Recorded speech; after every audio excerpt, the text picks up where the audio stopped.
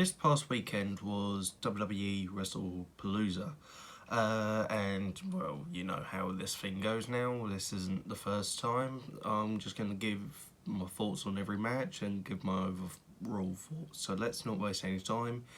Let's jump in. Starting with Brock Lesnar versus John Cena. The opening match of the night, surprisingly, not the main event, was the supposedly final face-off between these two.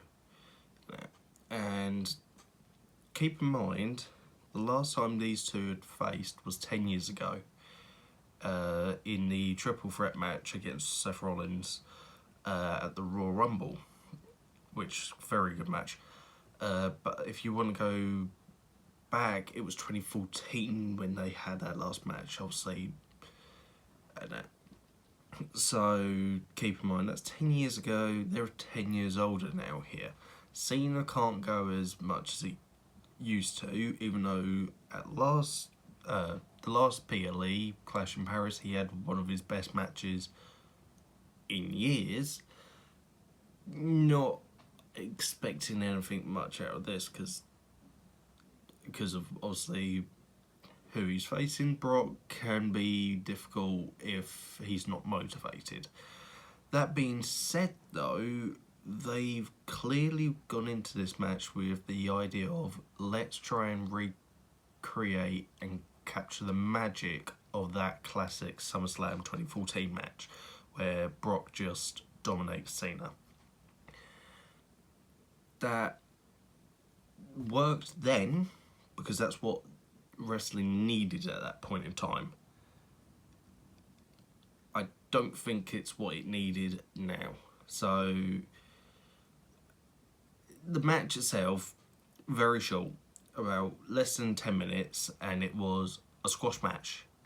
Brock just dominated Cena. Cena made a quick comeback with 3 AAs all in one go just to get a close 2 count. And then Brock just beat him down and hit 6 F5s and then won. Yeah, that is literally the match itself.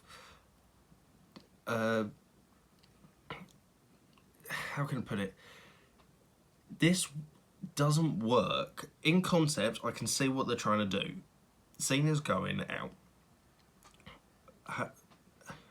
Lesnar, like him or not, he's going to be around for a bit longer. So the idea of making him back up as the big overarching villain, the big bad heel, makes sense because you want him to look dominant, so whoever's going to be the one to defeat him eventually is going to look even better. Now that works, but not in the last 3 months of John Cena's retirement tour, which has been a disappointment in itself, but that's a discussion for another video in the future possibly. But yeah, it just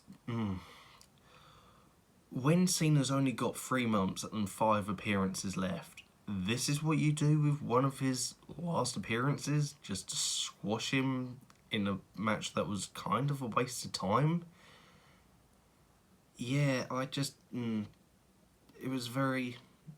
I can see why they put it on first, because if this was the main event, people would be pissed. But yeah, besides that, and the obvious, there was 2 things in the match that did pop me. I won't deny. Heyman coming out as a surprise just to announce Brock. Obviously, always pop for Heyman, and that raises its own set of questions. Is Brock now aligned with the Vision? Is he going to be joining with them? Is Heyman leaving the Vision and joining back to Brock? I think the simple answer is don't worry about it. But this is the thing. When you do something like this, it's going to raise certain questions. But it's probably nothing. It's just probably a one-off sort of situation.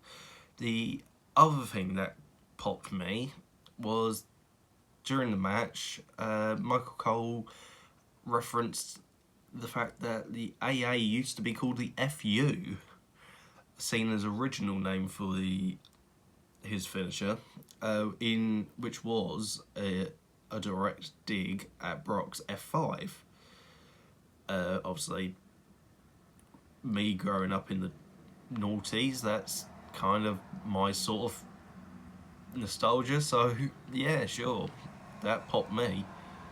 But yeah, besides that, the match itself, it just felt like it was a waste of time, not really any point, and you could have just done it with anyone else except for Cena to get Brock back to that level, and no one would have a problem with it. But because it's Cena in his last 3 months, and you're just yet again wasted another appearance on a nothing match. So yeah, that's what my thoughts on that match is. Following the opener, we had the tag match of the Usos versus Bron Breakker and Bronson Reed, with a special guest referee, LA Knight, which was made official during the kickoff show. Now, on paper, having a wrestler as the special guest referee in a ongoing heated rivalry between certain wrestlers should work.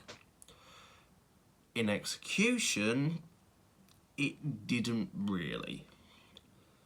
Obviously, at the moment, we're in the feud, like the big feud on Raw is LA Knight, Jay versus The Vision, and all that. And there's obviously the tension between Jay and Knight. So it does work. It just, how can I put it?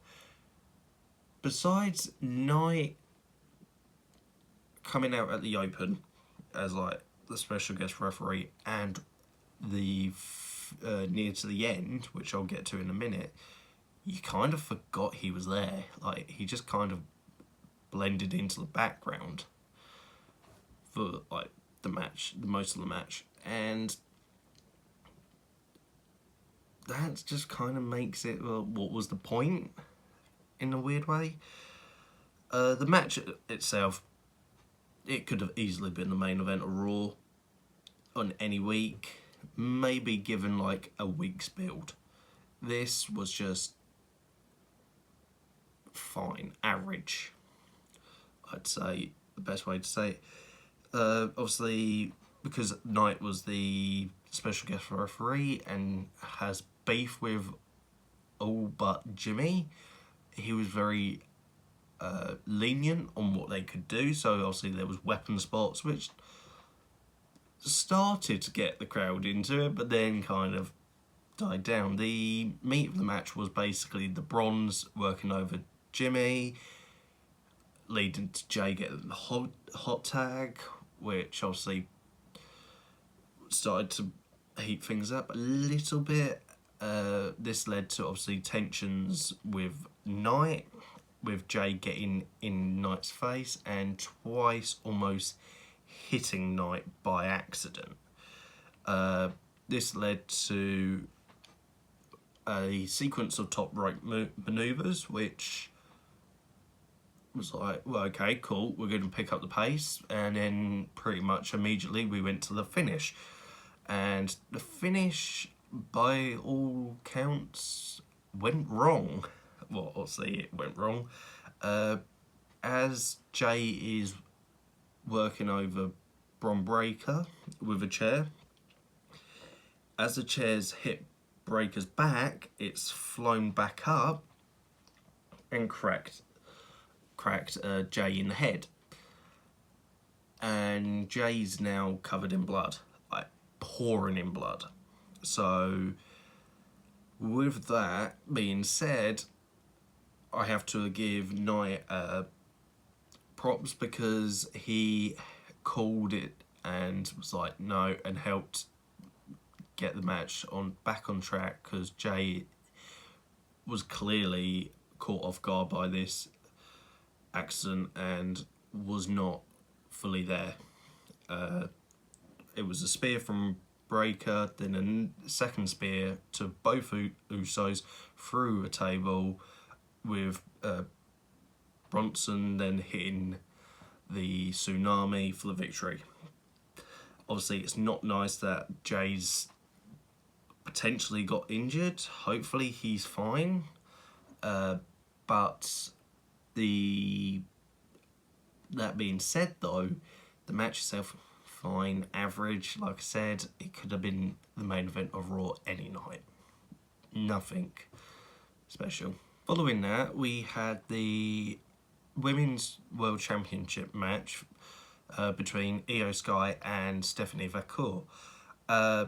Easily the best match of the night. Amazing match. A technical great with these two in what on paper is a very tricky match to get down, because the pair of them are baby faces, both very much over with the crowd, and to be able to pull that off with the crowd still cheering for both of them, that's no easy accomplishment.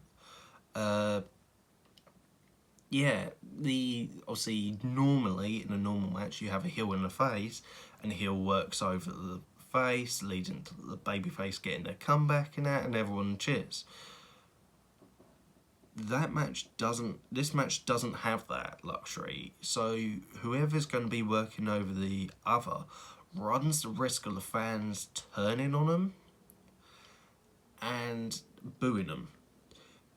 But I think the fans, because of what came before, they were like, no, it took them a little while to get into the match, but once they did, they were instantly hooked, with chants of "this is awesome" several times, and they just allowed these two women to really take them on a journey and tell a brilliant story throughout the match.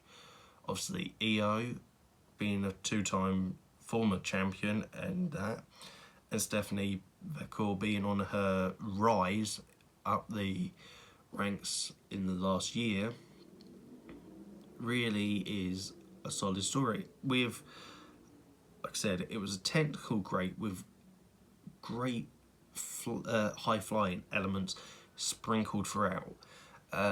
The crux of the story of the match was Stephanie was targeting Io's knee, which obviously limited Io's offense because she's a very high flyer, and without her knee she can't do the big moves and that. And this was the story throughout the match, and Io keeping pushing through the pain and trying to carry on.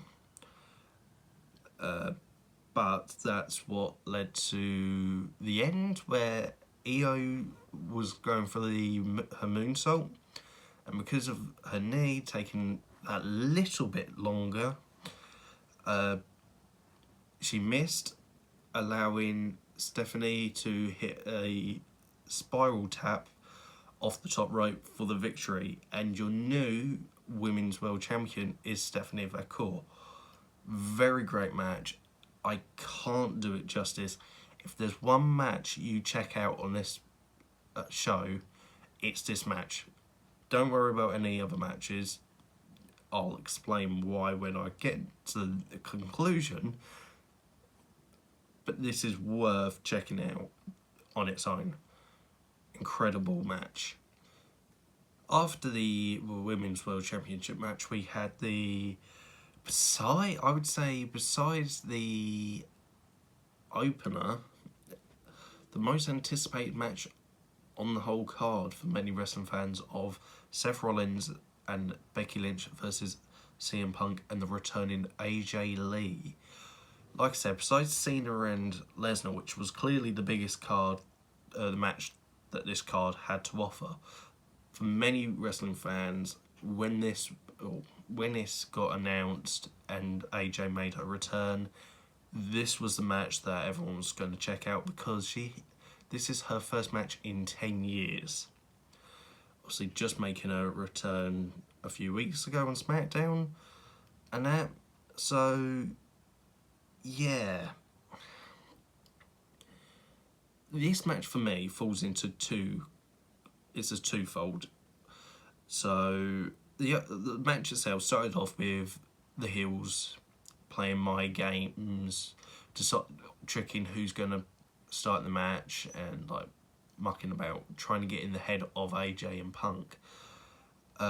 This led to obviously Punk and Rollins kicking off the match itself with some explosive action, obviously being heated rivals. This lasted for a few minutes but then quickly calmed down when they got back in the ring, where I hate to say this because I like both men as wrestlers.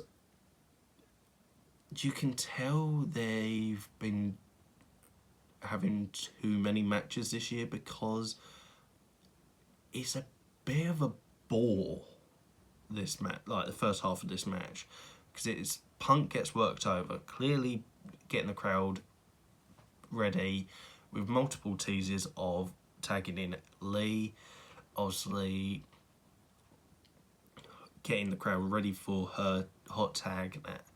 But in the meantime, we're just stuck with Seth and Punk just doing the same stuff they've done for most of the year, really. And that's not a dig at them saying they're terrible. It's not. It just shows that when you've done this match several times this year, I looked it up. It's their 8th match in some form this year, and that's a lot of matches.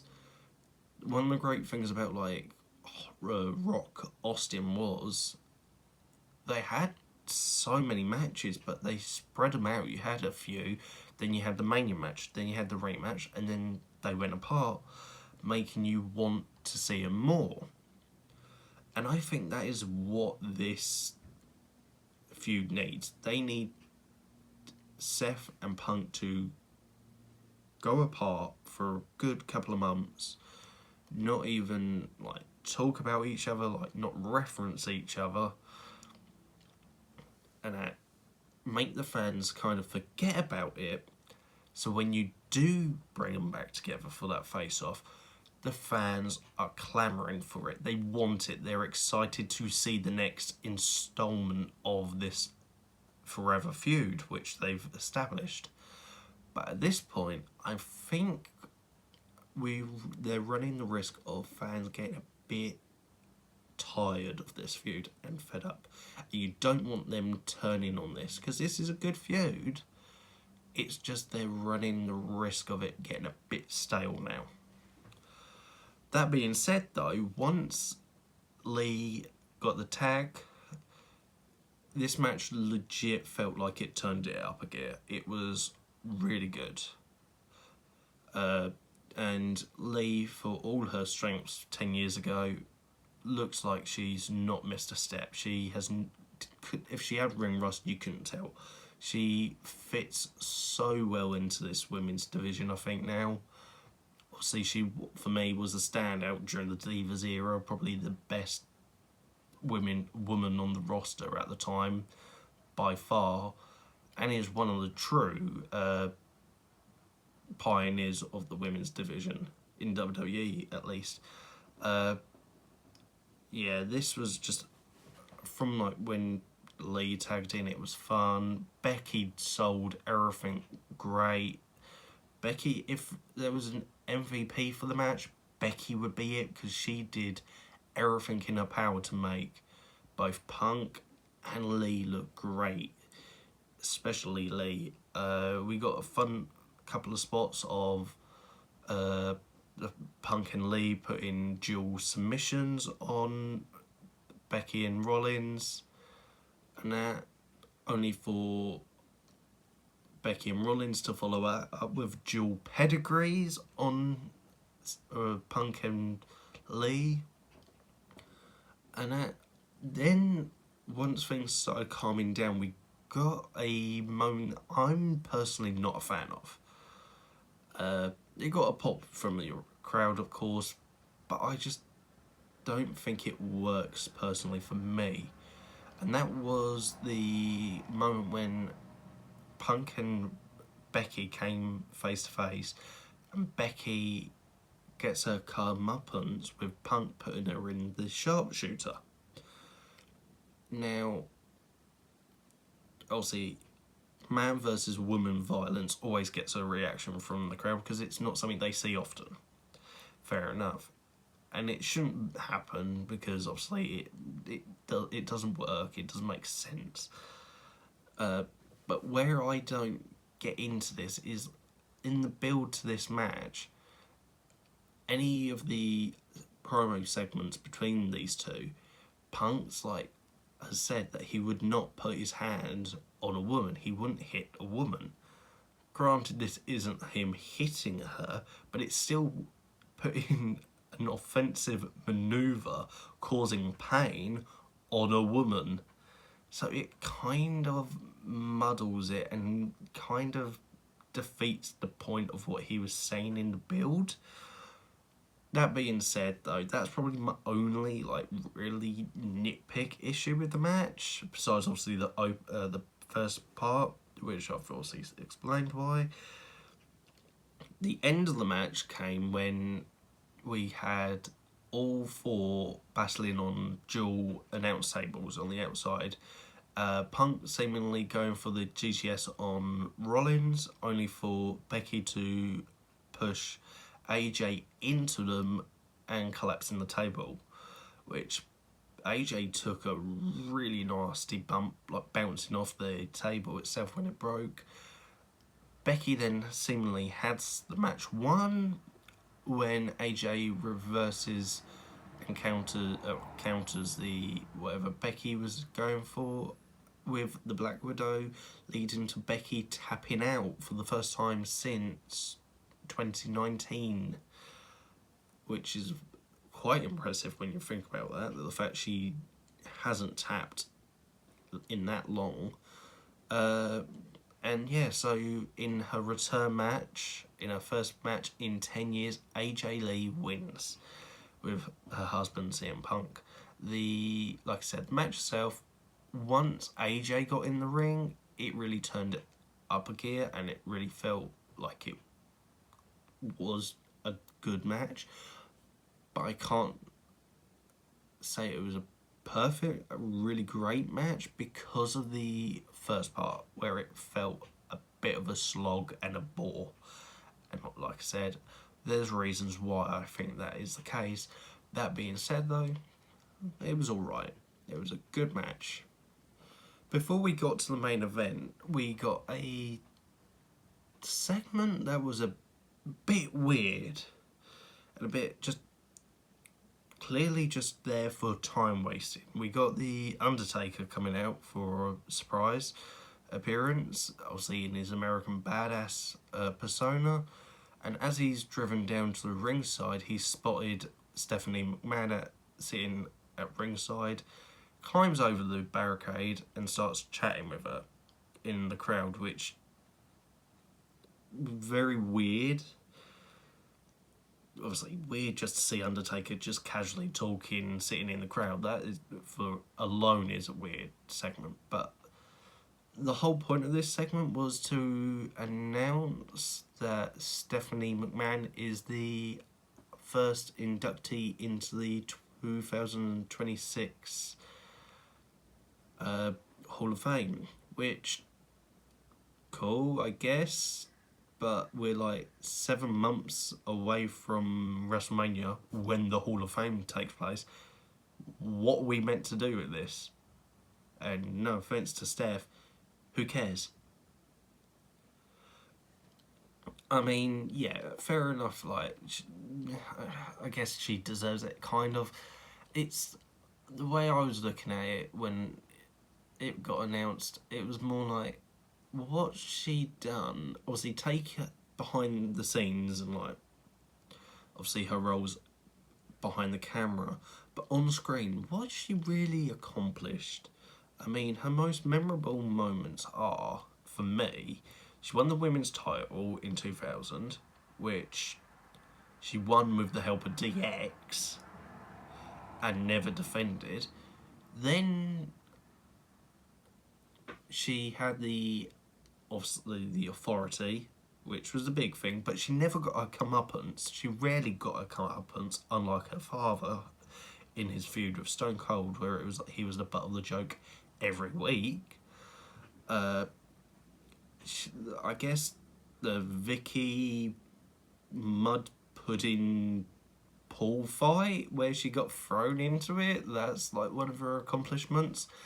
And her match against Brie at SummerSlam 2014, which is more remembered for the fact that it led to one of the most awful promos of all time, with Nikki saying she wished Brie had died in the womb. So, obviously, I know she's done a lot more than that, but like as an on-screen character, I can't tell you everything. Like, I say everything. I can't name enough to be like, oh yeah, she deserves to be a Hall of Famer. And it came off very, we've got to pad out the pay-per-view for time. And that. So yeah, I guess congratulations, but at the end of the day, we're 7 months out from WrestleMania and nobody really cares. And it's time for the main event, which was the WWE Undisputed Championship match between Cody Rhodes and Drew McIntyre. Now, coming out of the pay-per-view as a whole, and as this is the main event, there's kind of a grey cloud, like, if you go online, there's a kind of a grey cloud over this match, which I'll get to when the specific moment when it happens, but the match itself is just going to be remembered for what the grey cloud is. The match itself, though, was fine. It wasn't a super long match. In fact, it was quite a fairly short match for a main event.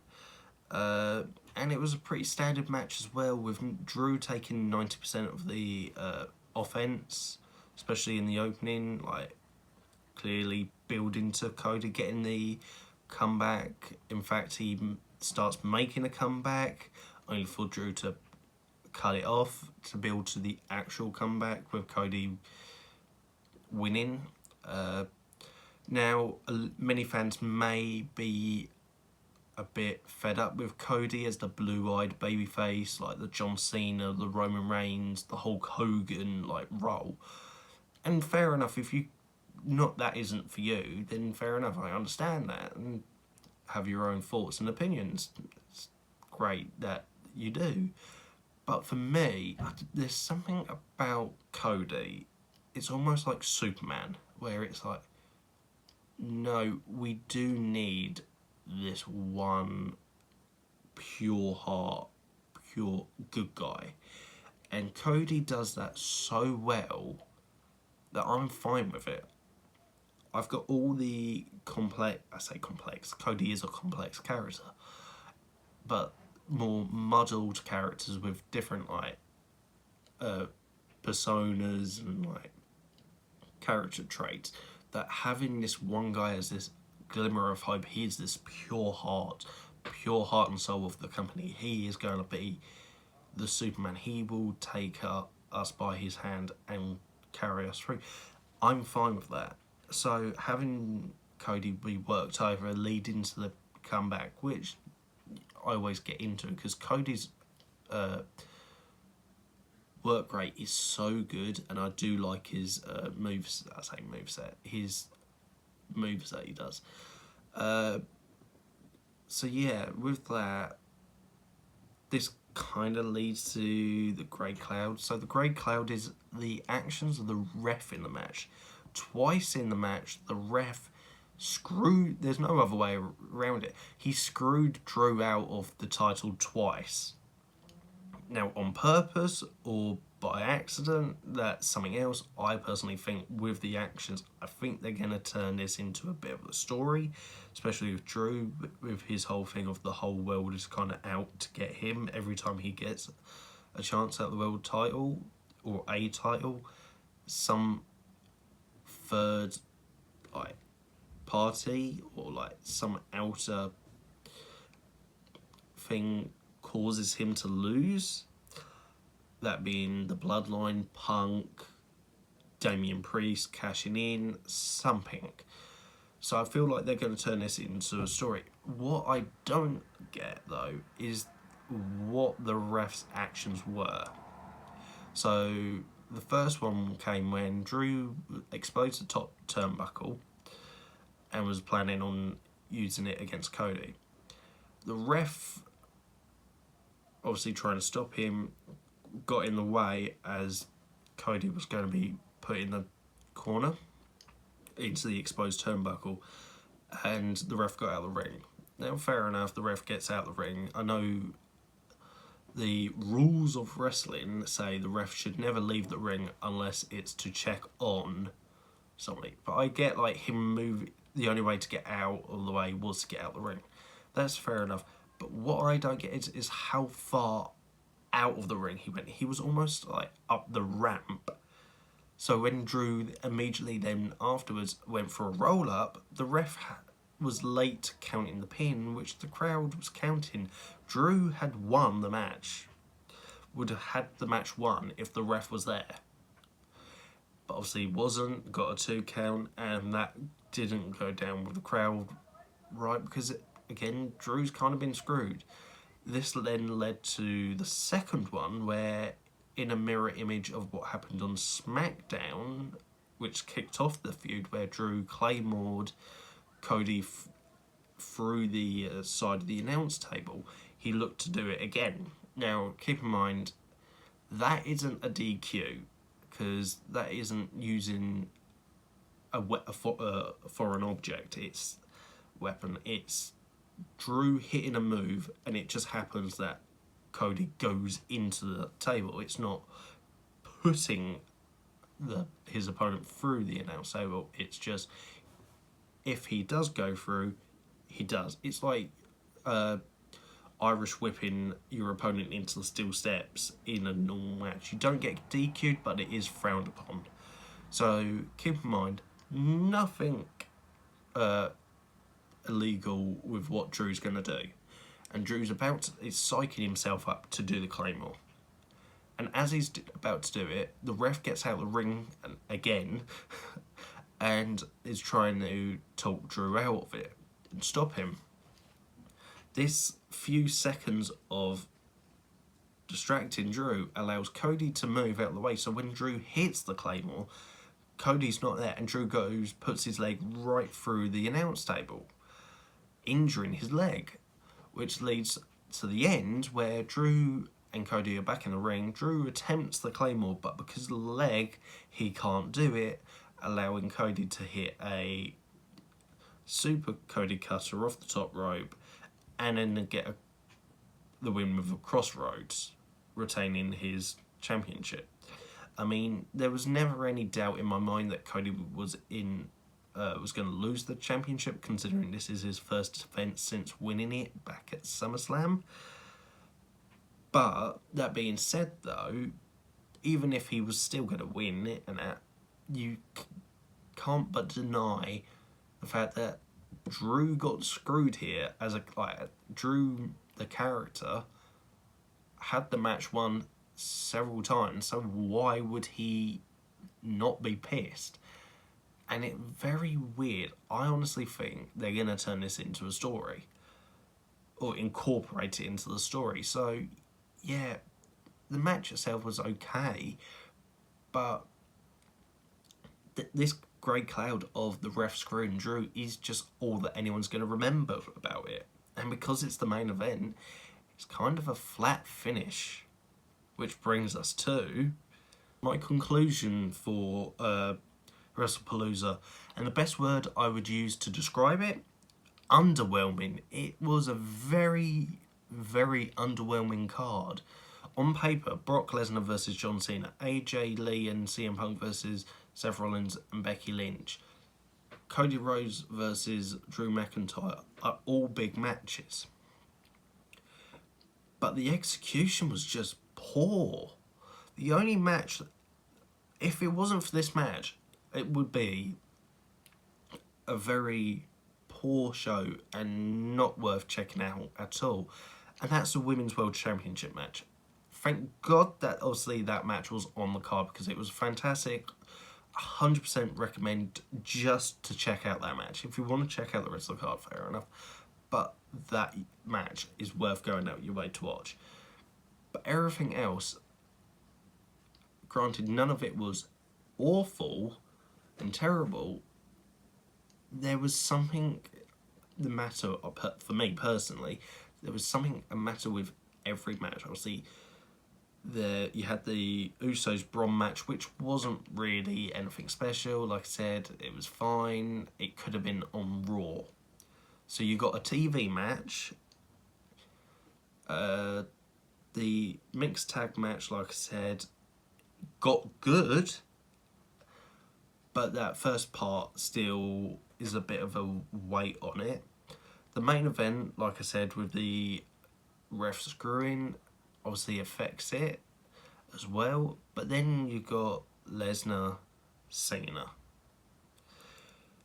which was a complete waste of time, a disappointment for the fans there as well, and just adds to the ever-growing disappointment that John Cena's retirement tour has become. Now, I know there's fans out there going, oh yes, but we got Randy, the match with Randy, we got the match with Punk, we got the match with R-Truth, we got the match with Cody, we got these matches. Yes, we did, but I hate to say it, Heel Cena was a failure, a complete and utter failure. That's not to say it was a bad idea, it was the execution that led to that being a disappointment. And now we're in the final run, we're just wasting matches, and it's almost as if no one cares. Like, I'm not saying the fans, obviously the fans care, but like, we'll just do this match. We're running out of time for Cena. So I just feel like this was yet another disappointment. So yeah. Overall, Wrestlepalooza, underwhelming. If it would, like I said, please check out the Women's World Championship match.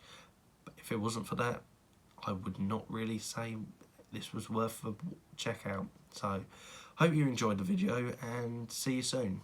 Bye.